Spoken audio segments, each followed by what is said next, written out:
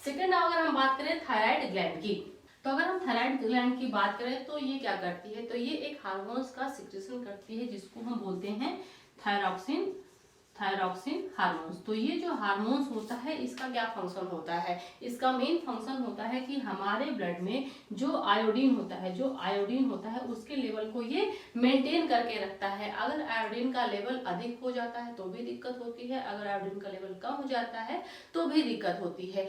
जब हमारी thyroid gland पर्याप्त मात्रा में थायरॉक्सिन का निर्माण नहीं कर पाती है तो उस दौरान जो व्यक्ति का शरीर होता है उसमें आयोडीन की कमी हो जाती है और इस वजह से व्यक्ति को क्या हो जाता है, ग्वाइटर हो जाता है, जिसको हम गलकंड या फिर घेंघा कहते हैं। वहीं पे जो छोटे बच्चे होते हैं अगर उनके शरीर में आयोडीन की कमी हो जाए तो उन बच्चों को क्रिटिनिज्म जैसी बीमारी हो जाती है। कौन सी?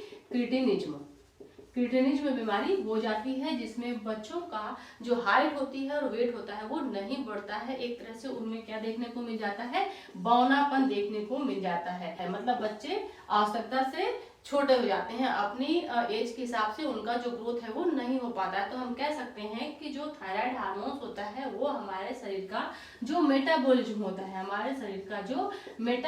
होता है उसको रेगुलेट करने में काम करता है। इसके अलावा जो हमारी मसल्स होती हैं उनमें भी हेल्प करता है। इसके अलावा जो हमारे शरीर का ग्रोथ एंड डेवलपमेंट होता है उसमें भी ये हेल्प करता है। इसके अलावा जो हमारा हार्ट होता है या फिर जो हमारा डाइजेस्टिव सिस्टम होता है, पाचन की जो प्रक्रिया होती है उसमें भी ये सहयोग करता है। इसके अलावा जो हमारा मानसिक विकास होता है उसमें भी जो थायराइड ग्लैंड होती है वो हेल्प करती है, क्योंकि अगर आयोडीन की कमी होती है तो व्यक्ति का जो बच्चा होता है खास करके उसका मानसिक और शारीरिक दोनों विकास रुक जाता है। इसीलिए आयोडीन की जो उपयुक्त आवश्यकता होती है, उपयुक्त मात्रा होती है वो बेहद ही जरूरी होती है। हमारे ब्लड में जब आयोडीन का लेवल 2% से कम हो जाता है तो उस दौरान फिर व्यक्ति को ग्वाइटर की समस्या होने लगती है। थायराइड जो हार्मोन्स होती है वो अधिक मात्रा में थायरॉक्सिन बनाने के लिए काम करने लगती है, जिस वजह से वो सूज जाती है, फूल जाती है, उसमें सूजन हो जाती है। तो मेन यहाँ पे